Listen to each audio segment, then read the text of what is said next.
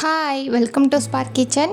இன்றைக்கி வாழைப்பழத்தை வச்சு ரொம்ப டேஸ்டியான சூப்பரான ஹல்வா எப்படி செய்கிறதுன்னு தான் பார்க்க போகிறோம்.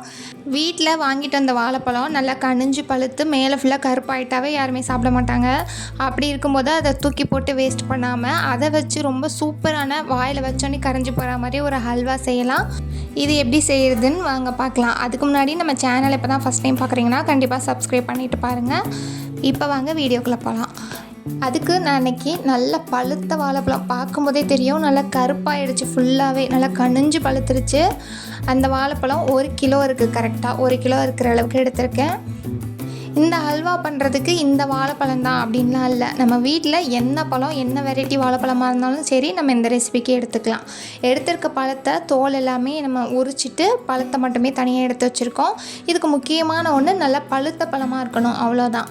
கொஞ்சம் பழுக்காமல் காயாக இருந்துச்சுன்னா நமக்கு ஹல்வா ரொம்ப புளிக்கிற மாதிரி இருக்கும். நல்ல கனிஞ்சு பழுத்த பழமாக எடுத்துக்கோங்க. இதை சின்ன சின்ன பீஸாக கட் பண்ணி மிக்ஸி ஜாரில் சேர்த்துக்கலாம். அது கூடவே 3 டேபிள் ஸ்பூன் கார்ன்ஃப்ளவர் எடுத்திருக்கேன். நம்ம எடுத்திருக்க 1 கிலோ வாழைப்பழத்துக்கு 3 டேபிள் ஸ்பூன் கரெக்டாக இருக்கும். இது தண்ணிலாம் விடாமல் அந்த வாழைப்பழமும் கார்ன்ஃப்ளவரும் மட்டுமே நல்லா ஸ்மூத்தாக இந்த மாதிரி அரைச்சி எடுத்துக்கலாம். இப்போ அதை தனியாக வச்சிடலாம். இப்போ ஒரு பாத்திரத்தில் 1/2 கிலோ போல் வெல்லம் எடுத்திருக்கேன். நம்ம எடுத்த 1 கிலோ பழத்துக்கு 1/2 கிலோ வெல்லம் கரெக்டாக இருக்கும். 1/2 கிலோ வெல்லத்துக்கு 1 கிளாஸ் மட்டும் தண்ணி எடுத்திருக்கேன். தண்ணி எக்ஸ்ட்ரா சேர்த்துறாதீங்க, 1 கிளாஸ் போதும். தண்ணி சேர்த்துட்டு நல்லா வெல்லம் கரைஞ்சி வர்ற அளவுக்கு மிக்ஸ் பண்ணி விட்டுடலாம். வெல்லம் காய்ச்சி பாகலாம் தேவையில்லை, நமக்கு ஜஸ்ட் வெல்லம் நல்லா கரைஞ்சி ஒரு 2 கொதி வந்துச்சுன்னா போதும். இந்த ஸ்டேஜில் நான் 2 ஏலக்காவை தட்டி சேர்த்துருக்கேன். நீங்கள் ஏலக்காய் தூளாக இருந்தால் கூட சேர்த்துக்கலாம். நான் ஏலக்காவாக இருந்தனால 2 தட்டி சேர்த்துருக்கேன். இதை நம்ம வடிகட்டிட்டு சேர்க்கும்போது அந்த சக்கைலாம் வடிகட்டும் போது போயிடும். சேர்த்து நல்லா ஒரு தடவை மிக்ஸ் பண்ணிவிட்டு ஸ்டவ் ஆஃப் பண்ணிவிட்டு கீழே இறக்கி வச்சிடலாம். இப்போ அதே ஸ்டவ்வில் இன்னொரு கடாய் வச்சுக்கலாம். இதுக்கு நான் 1/4 கப் நெய் சேர்த்துருக்கேன்.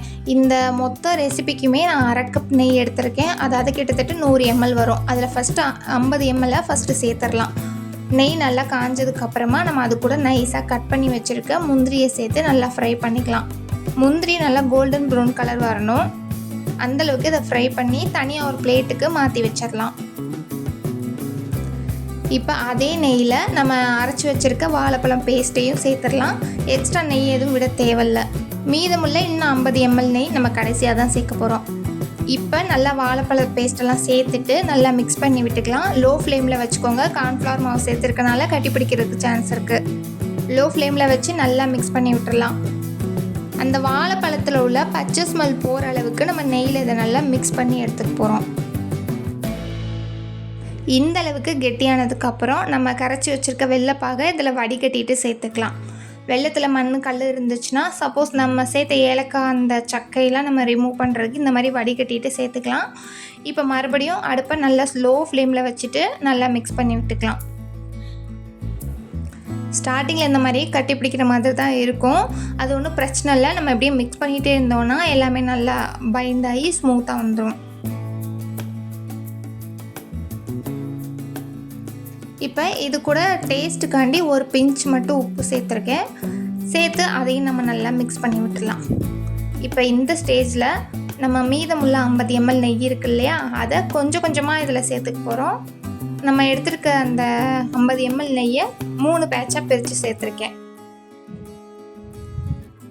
இந்த அளவுக்கு நெய் வேண்டாம் அப்படின்னு நினச்சிங்கன்னா இதை விட கம்மியாக கூட நீங்கள் சேர்த்துக்கலாம். இந்த அல்வாவுக்கு ரொம்ப நெய்யெல்லாம் குடிக்காது. எடுத்த நெய்யை 3 பேட்சாக பிரித்து கொஞ்சம் கொஞ்சமாக சேர்த்து நல்லா மிக்ஸ் பண்ணி விட்டாச்சு. நம்ம அப்படியே கலந்து விட்டுக்கிட்டே இருந்தோன்னா கொஞ்சம் கொஞ்சமாக அப்படியே திரண்டு வர ஆரம்பிக்கும். பாருங்கள், இந்த அளவுக்கு கொஞ்சம் டைம் எடுக்கும். கொஞ்சம் பொறுமையாக அப்படியே கலரி விட்டுக்கிட்டே இருந்தோன்னா இந்த அளவுக்கு நல்லா திரண்டுரும். இந்த ஸ்டேஜில் நம்ம ஃப்ரை பண்ணி வச்சுருக்க முந்திரி பருப்பை சேர்த்து நல்லா மிக்ஸ் பண்ணி விட்டுறலாம்.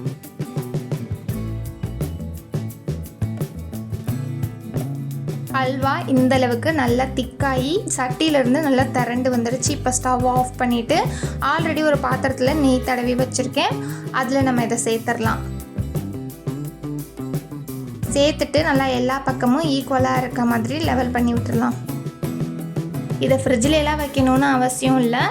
நல்லா லெவல் பண்ணி செட் பண்ணி விட்டுட்டு அப்படியே வெளியில் வச்சிடணும். நம்ம எடுத்த 1 கிலோ வாழைப்பழத்துக்கு இந்த அளவுக்கு அல்வா வந்திருக்கு. இதை 2 மணி நேரம் அப்படியே ஃப்ரீயாக ரெஸ்ட் எடுக்க விட்டுட்டிங்கன்னா நல்லா செட் ஆயிரும். நமக்கு பீஸ் போட்டு எடுக்கணும் அப்படின்னா இந்த 2 மணி நேரம் ரெஸ்ட் எடுக்க விடணும். இல்லை நாங்கள் அப்படியே சாப்பிட போகிறோம் அப்படின்னா அடுப்புலேருந்து இறக்குற உடனேயே கூட நம்ம சாப்பிட்டுக்கலாம். இப்போ அந்த பாத்திரத்துலேருந்து வேறு பிளேட்டுக்கு இதை மாற்றியாச்சு. நமக்கு வேணுங்கிற ஷேப்பில் கட் பண்ணி இதை பீஸ் போட்டு எடுத்துக்கலாம். பார்க்கும்போதே சூப்பராக இருக்கும். இதில் நம்ம ஃபுட் கலர்லாம் எதுவுமே சேர்க்கலை. வெறும் வாழைப்பழம் வெல்லம் வச்சு ரெடி பண்ணியிருக்கோம். வாயில் வச்சதுமே கரைஞ்சி போகும்.